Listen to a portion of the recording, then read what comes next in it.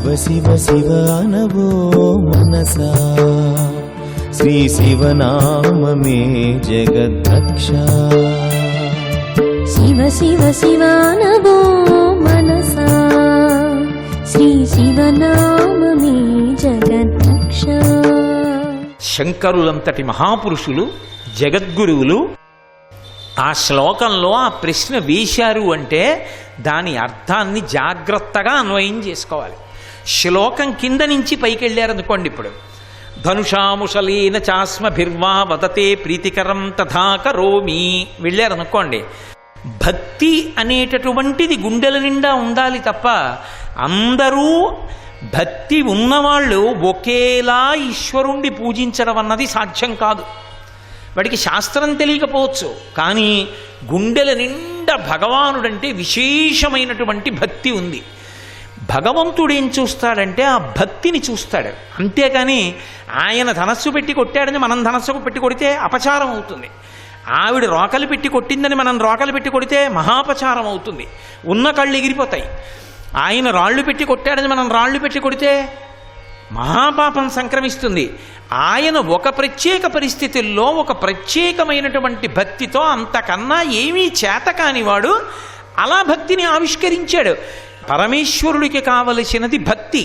నువ్వు ఏ స్థాయిలో ఉన్నావో ఆ స్థాయిలో భక్తితో నువ్వు పూజ చెయ్యాలి, అంతేకాని ఎవరో ఏదో చేశారని నువ్వు అనుకరిస్తానంటే కుదరదు. భక్తి అనేటటువంటిది లోపల ఉన్నప్పుడు ఎవడి స్థాయిలో వాడు ప్రవర్తిస్తే భగవంతుడొక్కడే భక్తిని చూడగలడు. ఆయన ఒక్కడేం చూస్తాడు, పైపటాటోపం చూడడు.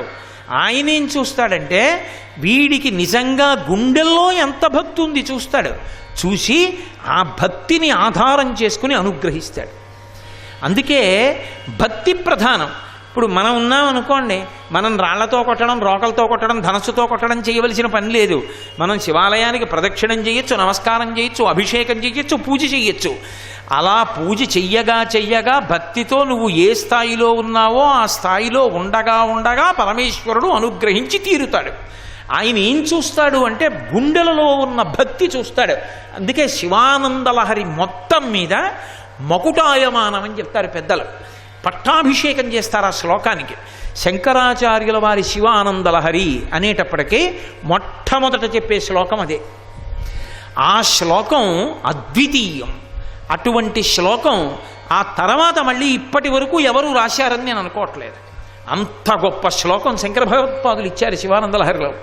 మార్గావర్తిత పాదుకా పశుపతే రంగస్య కూర్చాయతే గండూషాంబు నిషేచనం పురరిపోర్దివ్యాభిషేకాయతే కించిద్భక్షితమాంసశేషకబలం నవ్యోపహరాయతే భక్తి కిం నకరోత్యహో వనచరో భక్త్యావతంసాయకే అన్నారు.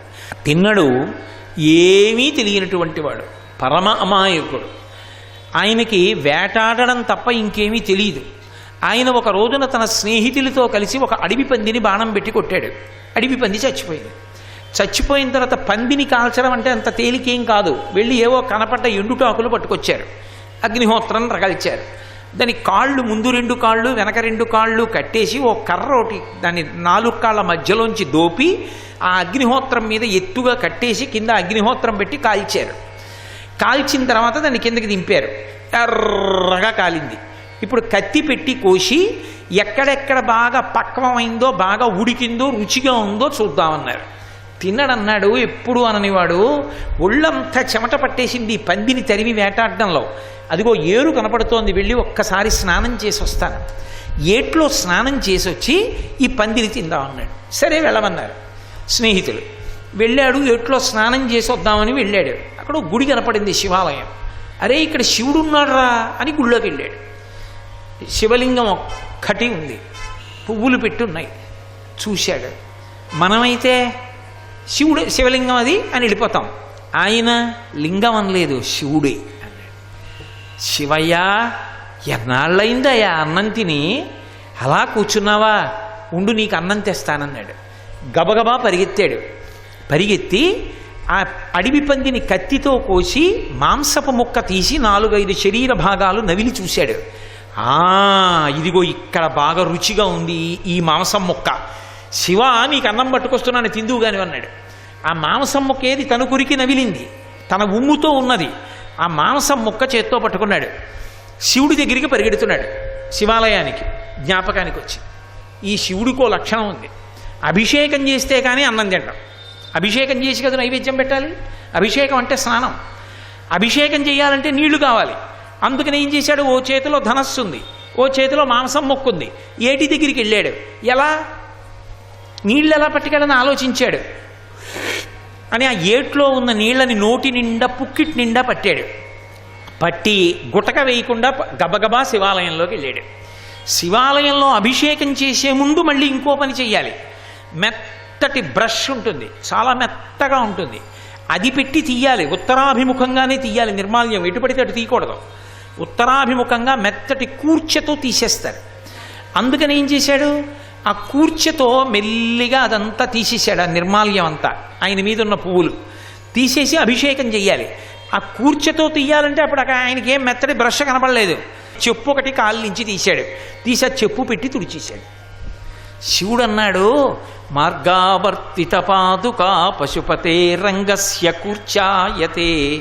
అబ్బా, ఇటువంటి బ్రష్తో ఎవరూ తీలేదురా, గొప్పగా తీసావురా నిర్మాల్యం అనుకున్నాడు.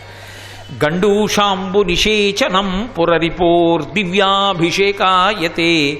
శివుడికి అభిషేకం చేయడం అంటే ఇష్టం వచ్చినట్టు చేయకూడదు, దానికి పద్ధతి ఉంటుంది. ఎలా మొదలు పెట్టాలి, ఏ పదార్థంతో పూర్తి చెయ్యాలి అని ఉంటుంది. ఏ పదార్థం చేసినా శుద్ధజలం చేయాలి. పాలు పోసామనుకోండి మళ్ళీ శుద్ధజలం పోయాలి, పెరుగు పోసామనుకోండి శుద్ధజలం పోయాలి. ఏ పదార్థంతో పూర్తి చెయ్యాలో దాంతోనే పూర్తి చెయ్యాలి.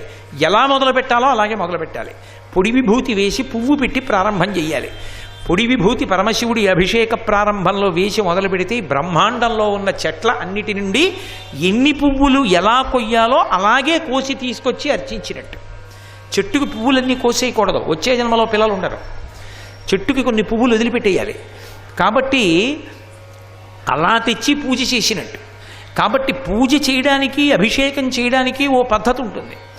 ఆ పద్ధతి ప్రకారం చెయ్యాలి. పంచామృతాలు చెయ్యాలి, పలరసాలు చెయ్యాలి, చందనోదకం చెయ్యాలి, విభూత్యోదకం చెయ్యాలి, హరిద్రోదకం చెయ్యాలి, గంధోదకం చెయ్యాలి. ఏమున్నాయి ఆయన దగ్గర? పుక్కిట్లో ఉన్న నీళ్లు శివలింగం మీద ఉమిశాడు. శివుడు దాన్ని అభిషేకంగా స్వీకరించాడు. గండూషాంబు నిషేచనం పురరిపోర్ దివ్యాభిషేకాయతే కించిద్భక్షితమాంసశేష కబలం నవ్యోపహారాయతే.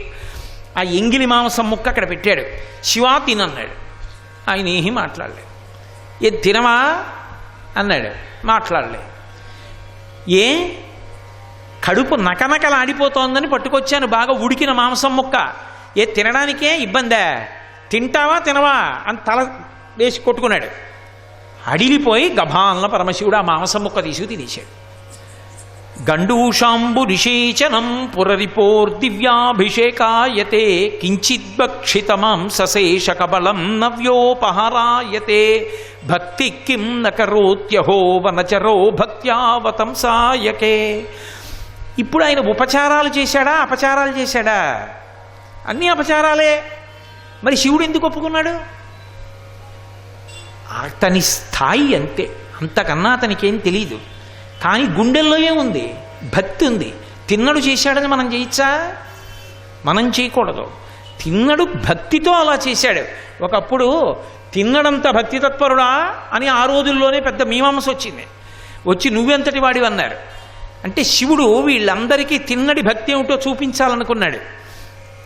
ఒకసారి ఆలయంలో బ్రాహ్మణులు, ఇతరమైనటువంటి భక్తులు అందరూ ఉన్నారు. అకస్మాత్తుగా భూమి కదిలినట్టుగా అయ్యి దేవాలయం అంతా కదులుతోంది. అయ్య బాబోయ్, రాళ్ళు పడిపోతాయి, దేవాలయం పడిపోతోందని చెప్పి అందరూ పారిపోయారు బయటికి. తిన్నడొక్కడు ఏం చేశాడంటే శివలింగానికి ఇటువైపుకి కాళ్ళు పెట్టి శివలింగం మించి ఒంగుని అవతలకి చేతులు పెట్టాడు. శివ, దేవాలయం కదులుతోంది, నీ మీద పడిపోతుందేమో, నా వీపు మీద పడిపోతుంది, నిన్ను రక్షిస్తానని. అది భక్తి. తిన్నడిలా మాంసం ముక్క పెట్టగలవు, తిన్నడిలా శివలింగం మీద ఒంగుని వీపు పెడతావా ఆలయం పడిపోతుంటే? అది చెయ్యలేనప్పుడు ఇది చెయ్యకు. ఆ భక్తిని ఈశ్వరుడు స్వీకరించాడు. సర్వం శ్రీ ఉమామహేశ్వర పరబ్రహ్మార్పణమస్తు. స్వస్తి.